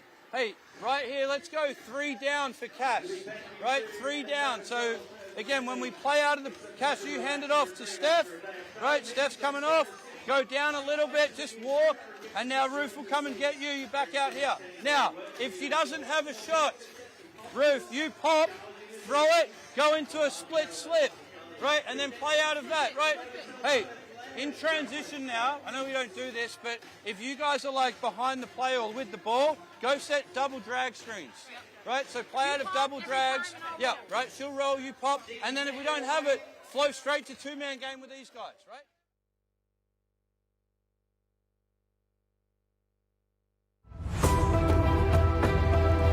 11-point game as we head for the final term in Game 2 of this best-of-3 series. Perth 1 up in the series and 11 up in this one. Can Townsville find a way to turn things around in this final term, get the game back on their terms and push it to a Game 3 in Townsville next Thursday night? Lots of work for the reigning champs to do in this last 10 minutes. Laurie Chiswick, Carrie Graff. We had a chance to listen in to Shannon Seabohm at three-quarter time. What did he have to say? Yeah, look, he's talking to him about execution. They're right in. They're still in this game. He said, "Don't worry about the margin. We made some runs." Like, and for as I'm going to say, for as poorly as they're playing, and for as well as Perth are playing, who are shooting the absolute lights out. They're right. They're still in touch. It's 11 points. They hit a couple of threes. You're right back there. The pressure comes back on Perth, but boy, Perth is shooting the hell out of it. 60% from two, 45% from three-point line. They got to do something special here. Candy was with Ryan Petrick. What was his message, Candy? He's actually still got quite a sense of humour at this pointy end of the game. He said, guys, calm down. You're not Team USA in the Barcelona Olympics. I need you to breathe, relax, and don't let them freak you out. Stick tight on Courtney Woods and don't chase Steph. Thanks, Candy. Ruth rips it out of the hands of Potter to keep it alive for Townsville. Kathy, that's exactly what you were talking about. Don't take it into the tall woods of the people, you know, pull up there. And she was very balanced when she shot that. Beautiful finish from Steph Reed. She's up to 13 points. Now she's tracking McDonald at the defensive end. Maley's back inside to Potter. Now Airy. Shot clock to 6. Maley open. Big buckets from Annalee on both sides of three-quarter time. Massive Maley. Corner three to end the quarter. Wing three to start the fourth. Huge. Woods for the response. Oh, it rolls around and drops. Cass Brown does well, and the putback. Coach Shannon Seabohm again gone with a smaller lineup. Leave Cass Brown out there. Give Ruth the job on Potter. See if they can bring it home with a smaller group. Match the way the Perth Lynx play. Going to get away from Reed, who wants to stick to the task. Gorman back to Airy. Potter rolls to the hoop. Maley again, thought about going inside. Shot clock to 5. Airy just puts it up. Front iron and away comes Reed. Good start to the final term here for Townsville. Whitcomb. They need these to drop, and Sammy steps up. Big-time players at big-time moments. That's Sammy Whitcomb, massive for her team against her old team. Back to 7. 3-possession game. And as Shannon said to his team, hey, we're only 3 good possessions away from being right in this. McDonald finds Potter, and those two have been sublime this afternoon. Such a great poise by McDonald to go in there. She couldn't finish it herself, but she had the presence of mind to see her streaming teammate, slashing teammate in Potter. Whitcomb and Brown look to run the same play. Cass wanted the call. The referee's going to talk it over. I like this when they collaborate. So the psychology in this final term, Laurie, is fascinating. We know that Perth like to play quick, but if they're sitting on a lead, do they then start to slow the game down? We know Townsville goes slow, but when they're behind, are they tempted to try and speed it up? Well, certainly for Perth, no. They will keep playing the way they've played all year. And I think, you know, when it gets down to even further down the stretch, you need the ball in Airy's hands. Let her make decisions. Let her find her teammates or open herself up. Reed almost. No, they'll play, sorry, Jason, they will play their style of game. Almost jarred it free. McDonald managed to pounce on it. Well done, Woods. Active hands. Comes up with the stop. Reed can't gather it. And McDonald didn't foul.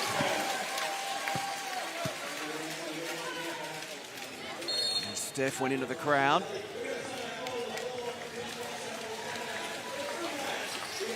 Nine-point game. It was 5 points Perth at quarter time, 12 at the half, 11 at three-quarter time. And in the first 2.5 minutes of this final term, they've eaten into it by a couple. This timeout brought to you by Cygnett, Australia's #1 digital accessories brand. Available at JB, Officeworks, other leading retailers, and of course at Cygnett.com. As Shannon Seabohm comes in to address his troops. But remember, possession is everything, right? Possession is everything. It's 2 turnovers. Next offense, right? They may go zone or something when they go back to D, right? Just be ready for that. If it is, go special, right? If it's man, go loop X, right? Loop X, right? So, Cass, you're in loop X. You're going to be down screening for Sammy, Zowie, DHO, right? Sammy's coming off, right? Cass, you're going out that way, right? Cool with that? Yep, beautiful. Okay, now, D here, right? Bait and ball. Just go double fist. Back to man, right? Double fist, back to man. Here we go. Right.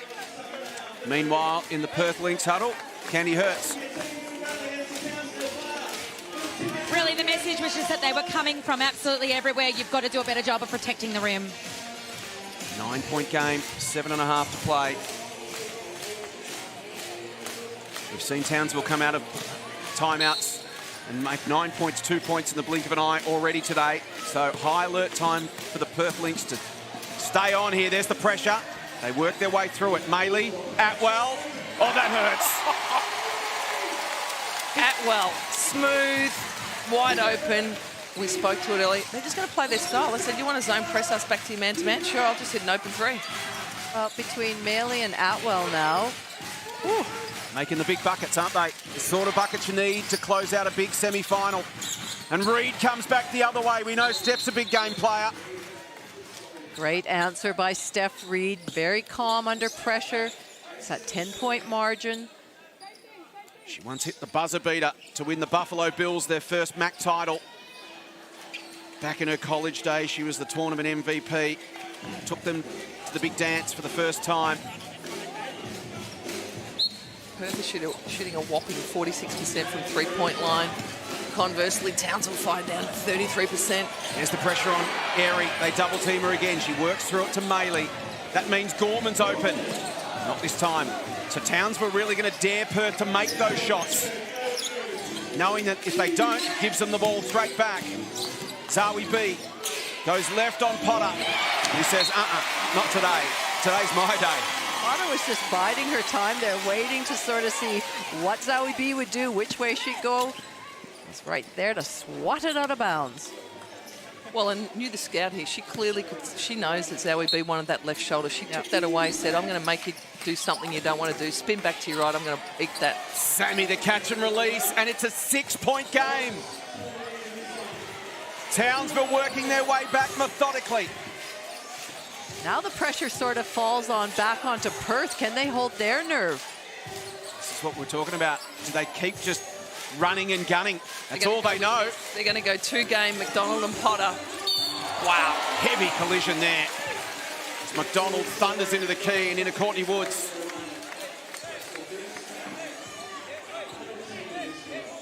And they could just... You said it, Graffy. They'll put the ball in the hands of Aries' hands and let her make those choices. Yep, they'll just play a two-game there. Mid pick and roll with Potter and Erin McDonald. Let her go to work. Rim roll Potter. Spot their shooters around that. Airy to the line. 17 points this afternoon. First trip to the stripe today. 71% free throw shooter this season. Those are 85% in the WNBA.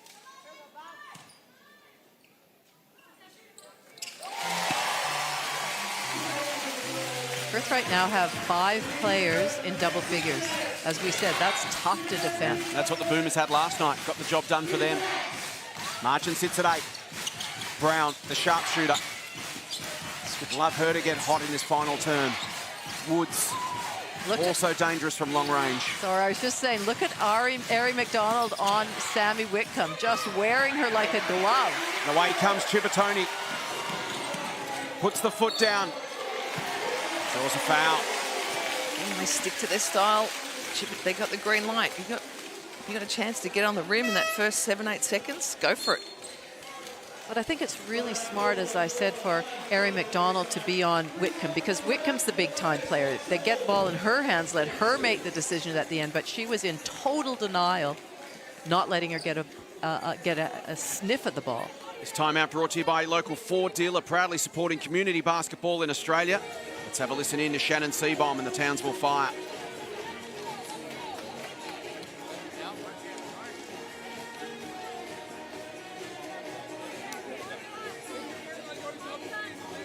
Yeah, we've got time, right?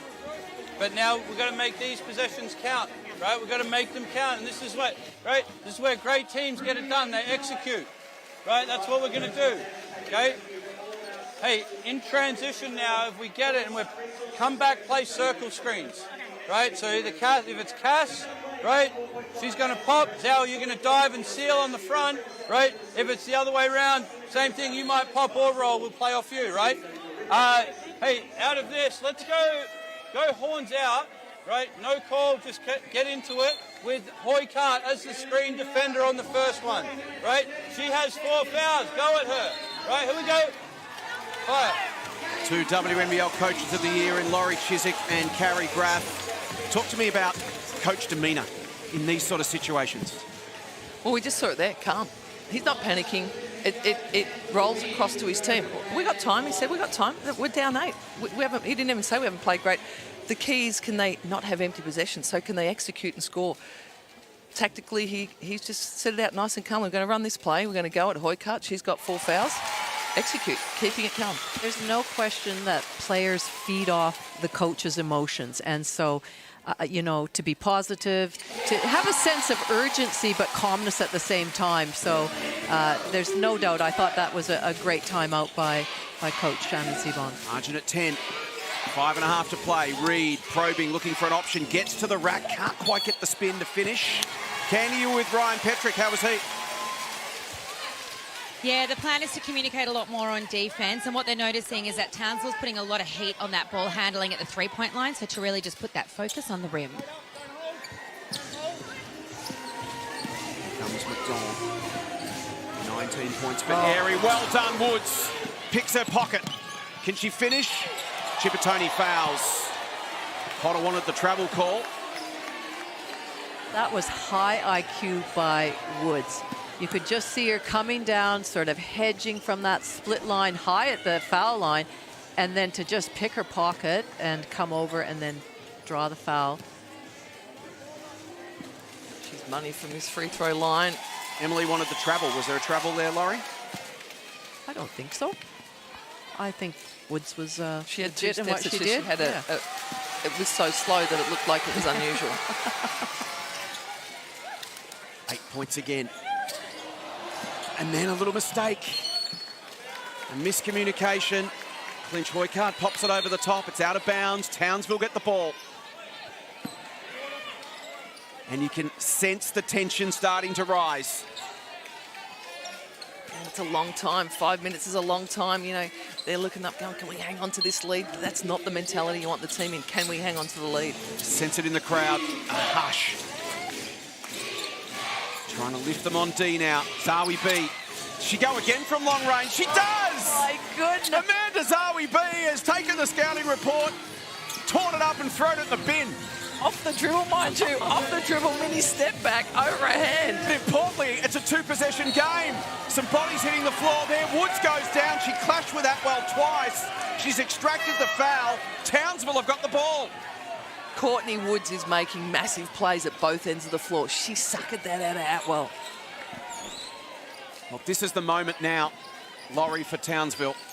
They're starting to eat into the lead, and we talked about that psychology, and the momentum's definitely shifted. It certainly has, and it's still 5 minutes to go, so no, don't change your style, but hold your nerve. They need to come up with some big stops here right now. Townsville are gaining in confidence. Reed, Zawi B. Not quite this time. Still there for Steph. Sammy from long range. Good blocking out. Back to fundamentals for Perth. That was a really good rebound. McDonald hits the accelerator. Wow. That 3 from Sammy Whitcomb would have really swung it, but McDonald just does what she does. Puts the jets on, gets on the rim, score. Woods, good first step, flings it out. Brown, the sharpshooter, not this time. They crash the boards. Both teams go hard. Zoe B can't finish. Maley clutches it to her chest. Wow, desperation on the possession there, both teams. And the lead against Zoe B. Into the hands of McDonald. And that's who Perth, you know, we talk about have it in Whitcomb's hands. This is where you want it. Get it in Ari's hands. 5 seconds to shoot. She does! She is such a big game winner. 11 points again. Sammy for the response off the glass. Wow. With a season on the line. Whitcomb, McDonald, the two we spoke about at the start of the day, going blow for blow. It's back to 8 points. Massive. You know, we talk about, look, here she goes in traffic through the forest, finishes it. Then the other contested 3 off the bounce on the ball screen. Had to get it in quickly, and they do. Here's McDonald again. Good decision now. Good decision to slow it down now. 8-point game, 3.5 to play. The clock will become a factor soon. Atwell has made just about everything else today. Reed scurries away. Woods steps inside. Will she go herself? She will. won't drop. Off hands. Whose ball is it? Townsville ball. Lots of time on the shot clock, 14 seconds. Emily Potter back into the game for these final 3 and a bit minutes. This is really fitting of this game too. So far the games have been so good with these top 4 teams. Both of these teams and the other 2 in action able to change momentum in games. We've seen it so many times in this past week. Whitcomb knew it wasn't there, followed it in, ricochets out. Townsville Fire, their clip tonight's just not where it needs to be, particularly against the hot shooting Perth Lynx. 40% from the field, 36 from 3-point line. Perth Lynx 62% from 2-point range, 46 from 3. Atwell, Maley back to Airy. Potter tried to set a screen. Roof got past it. And Airy hits the floor. I think that was the right idea from Roof. They want to try and get it out of McDonald's hands, so blitz that pick and roll there and just a little bit too much juice on it. And tough too, like she's so quick. Yeah. But yeah, you're right, Laurie, they've got to get aggressive. They've got to try and shake it loose, shorten the possessions now.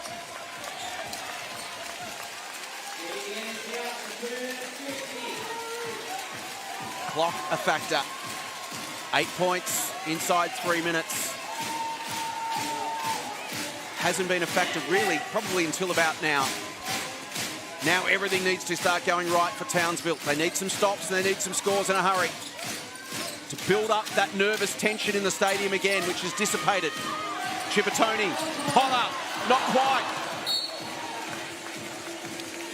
Crowd can sense the vibes change completely. Yeah. Scoreboard hasn't changed, but just the momentum's changed again. Absolutely, and sometimes the scoreboard doesn't actually show momentum shifts. Yeah. You know, it's certainly, it's back with Perth. Reed cuts inside. Potter stays out of her way. Roof, the putback, foul. Well, that's a good result. Stops the clock. Roof at the foul line.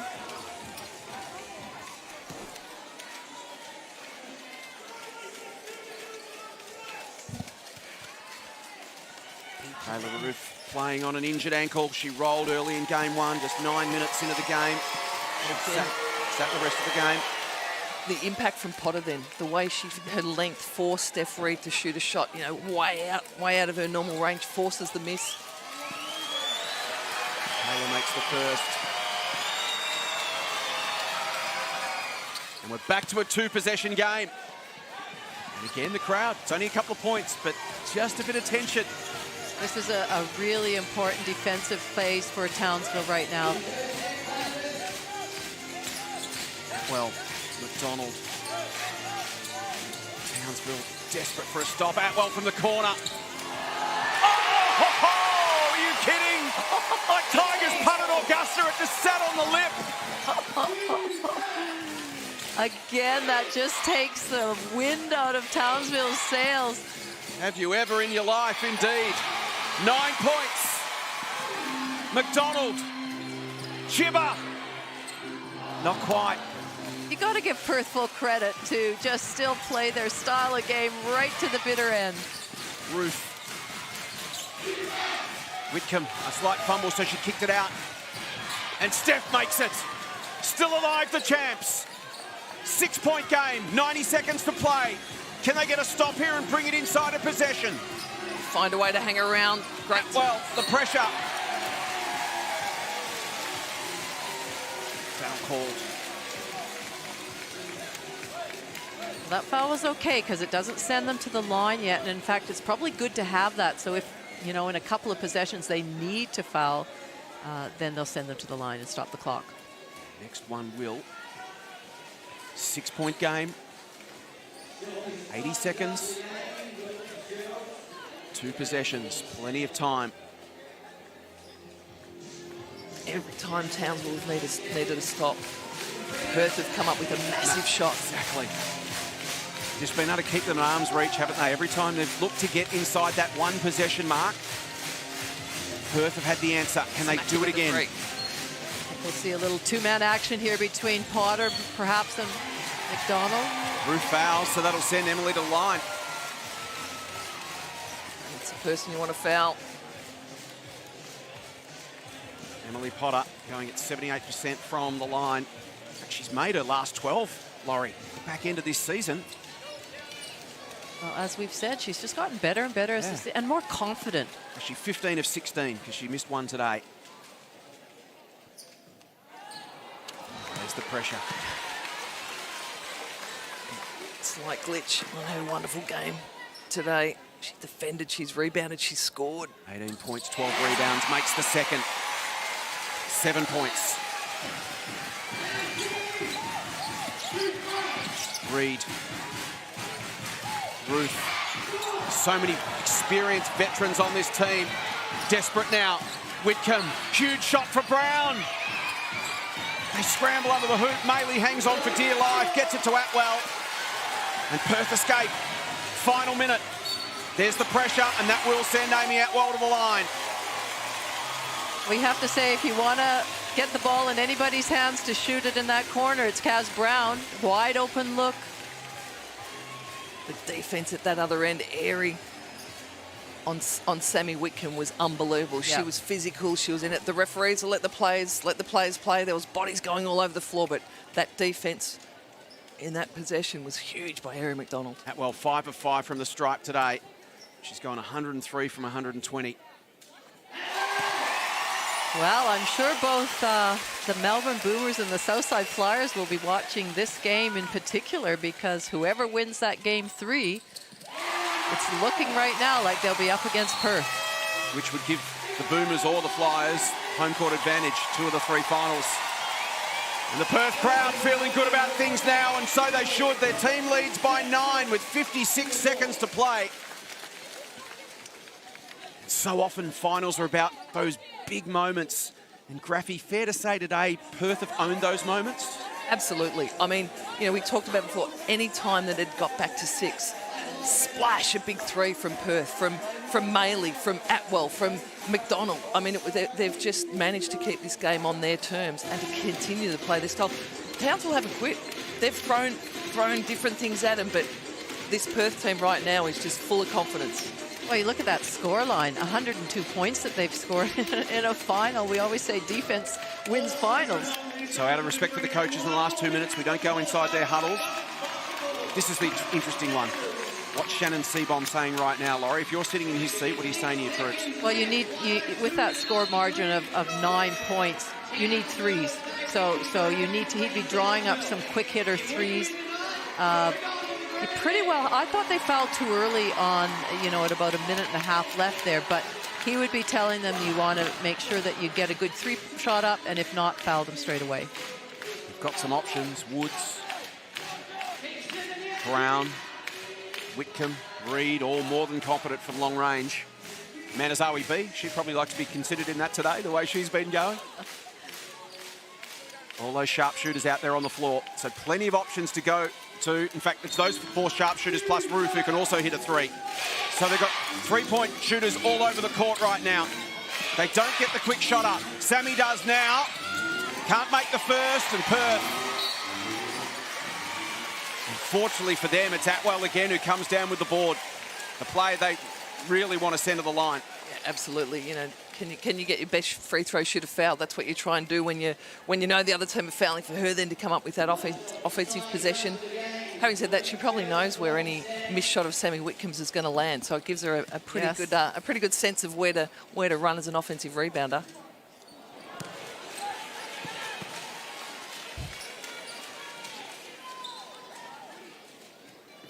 Could she put it out of reach here? Double digits, 48 seconds to go. It's not unthinkable, but right now, the way both teams are playing, you'd say highly unlikely. 4 possession game now with that free throw dropping.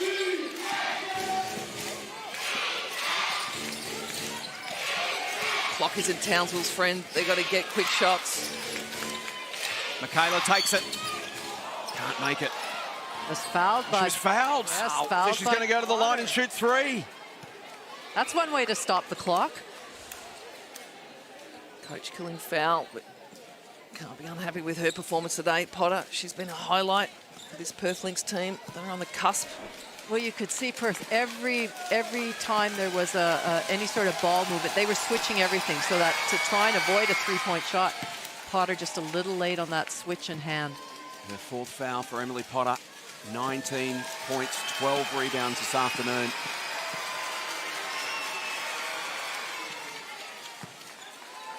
Kayla makes the first two.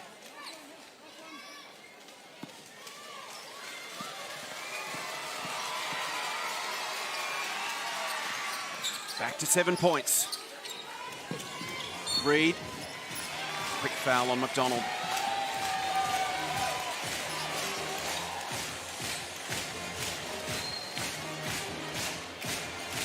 It's never over.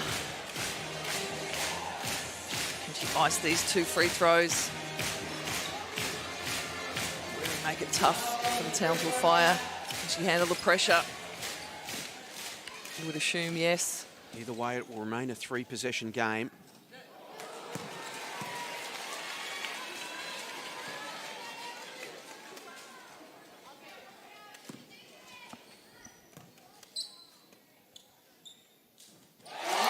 Points the margin. Townsville need a quick strike. Brown back to Reed. Roof. Just not dropping for them in the big moments today, and now Maley's fouled. And Perth are doing a great job knowing that they're going to have to shoot up a three, of really finding a body. And there was all 4 of them were blocking out in that instance, ensuring that they got the rebound and would go to the other end now and shoot foul shots. Yeah, they've absolutely dominated possession today. Possession wins games, it wins playoff games. They've had the game on their terms, up tempo, fill up a bunch of possessions. They've rolled it from 3-point line, shot at a great clip.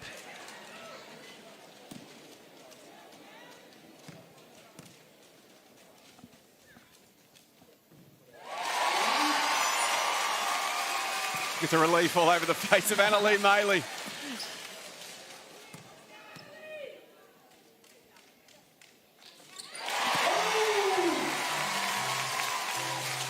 Crowd not sure whether they should celebrate just yet. Whitcomb to Reed. Been a dynamic duo this season. Back to Sammy. Steps back out for the 3 and makes it. 7 points, 12 seconds. McDonald happy to just hold the ball and be fouled to go back to the line. Well, what a story this is, Perth. You know, as you've mentioned, Jason, the last round, we didn't even know. They didn't even know until Sydney lost that game whether they would be in the final. And now they've gone away to Townsville, had a massive win there, and brought it home in front of their home crowd. Really, really great story for Perth. Plus, they're going to go into a championship series rested. Yes, yes. You know, Melbourne and Southside play again, battled and bruised, and loads of games to end the season. These guys are going to like, oh. And with enormous momentum and belief. When your season's pretty much done, there's a freedom that comes with that graphy. They feel like they're playing with house money now. Absolutely, and they're playing their style. Their style has won the ball game. They've stuck to it. They've been able to execute it. Ruth drains a 3. And the Lynx are through to their 6th WNBL Grand Final and their 2nd in 3 years. Perth sweep the reigning champs and are now just 2 wins away from their first championship since 1992.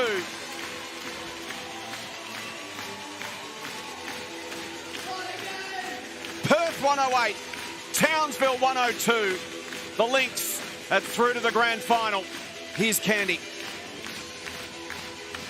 Airy, 27 points, 11 rebounds. You did say at the end of last game that you just weren't satisfied. Are you a bit more satisfied now?